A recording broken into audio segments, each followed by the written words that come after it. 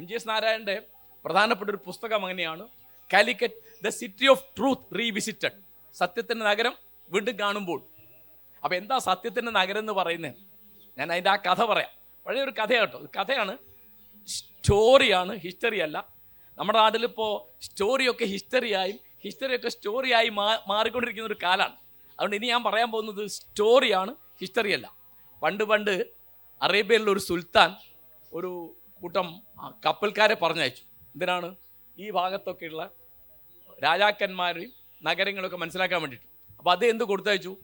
ഉപ്പിലിട്ട ഒലീവാണ് എന്ന് പറഞ്ഞിട്ട് ഓരോ ഭരണി കോഴിക്കോട്ട് കൊടുത്തു, കൊച്ചി കൊടുത്തു, തിരുവിതാംകൂറിലൊക്കെ കൊടുത്തു. ഞങ്ങൾ തെക്കോട്ട് വേണം, വരുമ്പോൾ വാങ്ങിക്കോളാന്ന് പറഞ്ഞു അറേബ്യയിലെ രാജാവിൻ്റെ ആളുകൾ. അങ്ങനെ വന്നു, ഈ ഒലീവ് ഉപ്പിലിട്ടത് ആ ഭരണി മേടിച്ച് അവർ തിരിച്ചുപോയി. അപ്പോൾ അവിടെ ചെന്നപ്പോൾ എന്താ സ്ഥിതി? കൊച്ചി കൊടുത്തതും തിരുവിതാംകൂറിൽ കൊടുത്തതും വേറെ കൊടുത്തതും ഒക്കെ ഇതിനകത്ത് മുഴുവൻ സ്വർണ്ണമായിരുന്നു, മുകളിൽ മാത്രമേ ഒലീവ് കായുള്ളൂ. അവരിത് തുറന്ന് ആ സ്വർണ്ണം അവരെടുത്തു, ഒലീവ് കായിട്ട് ഭദ്രമായി അടച്ച് കൊടുത്തു. കോഴിക്കോട് നിന്ന് പോയ ഭരണിക്ക് ഒരു കുഴപ്പം പറ്റിയില്ല. അങ്ങനെയാണ് കോഴിക്കോടായിട്ട് മതി കച്ചവടം എന്ന് അവർ തീരുമാനിച്ചത്. അപ്പോൾ സാമൂതിരിപ്പാടിന് ഭൂനികുതി ഉണ്ടായിരുന്നില്ല. എന്താണ്? അദ്ദേഹത്തിന് അതിൻ്റെ ആവശ്യമില്ല. മലബാറിൽ ഭൂനികുതി വരുന്നപ്പോഴാണ്, ടിപ്പു വരുമ്പോഴാണ് 1766 ടിപ്പു അദ്ദേഹത്തിൻ്റെ പിതാവ് ഹൈദരലി ഖാനൊക്കെ അവിടെ ആക്രമിച്ച് കീഴടക്കും. അപ്പോൾ അവരാണ്, ടിപ്പു സുൽത്താനാണ് എന്താ നികുതി ഇല്ലാത്തതെന്ന് ആലോചിച്ച്. കാരണം സാമൂതിരിപ്പാടിൻ്റെ ആവശ്യമില്ല, കച്ചവടം കൊണ്ട് പുലരുന്ന രാജ്യമാണ് സാമൂതിരിപ്പാടിൻ്റെ. അപ്പോൾ 1 കിട്ടുകിൽ 10 മതിയെന്നും 10 കിട്ടുമ്പോൾ 100 വേണമെന്നും 100 കിട്ടുമ്പോൾ 1000 വേണമെന്നൊക്കെ പൂന്താനത്തിൻ്റെ കവിതയിലുണ്ട്.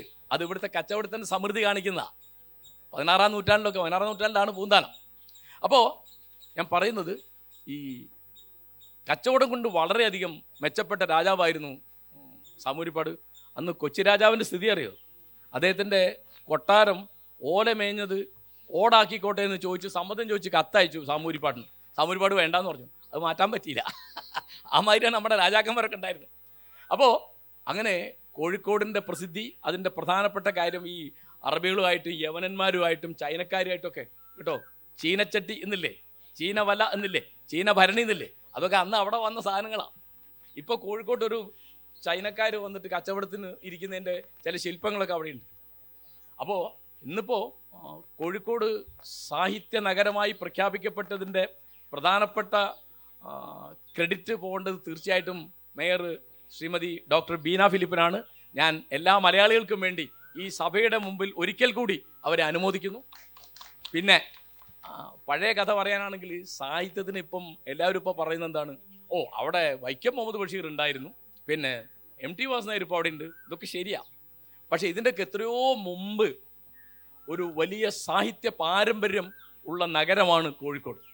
അത് ഓർക്കേണ്ട കാര്യം മലയാളം മാത്രമല്ല, നമ്മൾ ഈ മലയാളത്തെ പറ്റി പറയുന്നത്, അവിടെ സംസ്കൃതം ഉണ്ടായിരുന്നു, അറബി ഉണ്ടായിരുന്നു, അറബി മലയാളം ഉണ്ടായിരുന്നു, മലയാളം ഉണ്ടായിരുന്നു.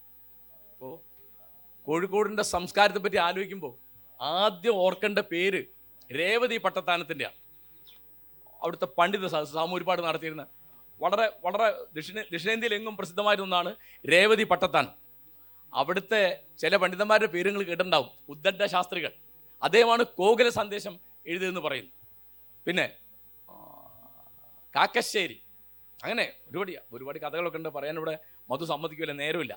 അപ്പോൾ രേവതി പിന്നെ കഥകളി ഇന്ന് കേരളത്തിൻ്റെ പ്രതിരൂപമായിട്ട് കേരളത്തിനകത്തും പുറത്തും ഇന്ത്യക്കകത്തും പുറത്തും ഒക്കെ ഉണ്ട്. കഥകളി രൂപം കൊണ്ടത് രാമനാട്ടവും കൃഷ്ണനാട്ടവും യോജിപ്പിച്ചിട്ടാണ്. കൃഷ്ണനാട്ടം എന്നുള്ളത് ഉൽപ്പാദിപ്പിച്ച കോഴിക്കോടാന്ന് മാത്രമല്ല, അവിടുത്തെ മാനവേദ രാജ എന്ന് പറയുന്ന ഒരു സാമൂതിരിപ്പാട് എഴുതിയ കൃഷ്ണഗീതി എന്നുള്ള കാവ്യത്തിൽ നിന്നാണ് കൃഷ്ണനാട്ടം എന്നൊരു കലാരൂപം തന്നെ ഉണ്ടായത്. അപ്പോൾ അവിടെ പിന്നെ അവരുടെ കൂട്ടത്തിൽ എത്രയെങ്കിലും ആളുകൾ, ഏട്ടൻ തമ്പുരാൻ എന്നൊരു എഴുത്തുകാരൻ, പിന്നെ അത്ഭുതം തോന്നും മനോരമ തമ്പുരാട്ടിയുണ്ട്, അവർ വലിയ എഴുത്തുകാരിയാണ്. അവരുടെ വഴിക്കാണ് അവർ ടിപ്പുവിൻ്റെ പടയോട്ടക്കാലത്ത് തിരുവിതാംകൂറിലേക്ക് വന്നിട്ട് കാർത്തിക തിരുനാൾ ഇവിടെ അഭയം കൊടുത്തു തിരുവനന്തപുരത്ത്. എന്നിട്ട് പിന്നെ അവർ തിരിച്ചു പോകുമ്പോൾ അവർ ആവശ്യപ്പെട്ട അനുസരിച്ചാണ് കോട്ടയ്ക്കൽ കോവിലകം ഉണ്ടാക്കിയത്. 18-ാം നൂറ്റാണ്ടിലാണ് കോട്ടയ്ക്കൽ കോവിലകം ഉണ്ടാകുന്നത്. 1792 ടിപ്പു തോറ്റു. ടിപ്പു 3-ാം മൈസൂർ യുദ്ധത്തിൽ പരാജയപ്പെട്ട് ശ്രീരംഗപട്ടണം സന്ധി അനുസരിച്ച് ബ്രിട്ടീഷുകാർക്ക് കൊടുക്കുകയാണ് മലബാർ. മലബാർ 1800 വരെ ബോംബെ പ്രൊവിൻസിൻ്റെ ഭാഗമായിരുന്നു. അത് കഴിഞ്ഞിട്ട് 1800 തൊട്ട് 1956 വരെ സ്വാതന്ത്ര്യം കിട്ടിയിട്ടും മദിരാശിയുടെ ഭാഗമായിരുന്നു മലബാർ. പണ്ടാണെങ്കിൽ മലബാർ ജില്ല എന്നാ പറയാ, ബ്രിട്ടീഷ് മലബാർ എന്ന് പറയും. എന്താണ്? ബ്രിട്ടീഷ് ഇന്ത്യയിലെ ഒരു ജില്ലയാണ് മലബാർ. ഇന്നിപ്പോൾ മലപ്പുറം, വയനാട്, പാലക്കാട് ചില ഭാഗങ്ങൾ, കോഴിക്കോട്, കണ്ണൂർ ചില ഭാഗങ്ങളൊക്കെ ഉൾപ്പെടുന്ന ഒരു സ്ഥലമാണ് മലബാർ. അതെ അതെ അതെ, മലബാർ എന്ന് പറയുന്നത്.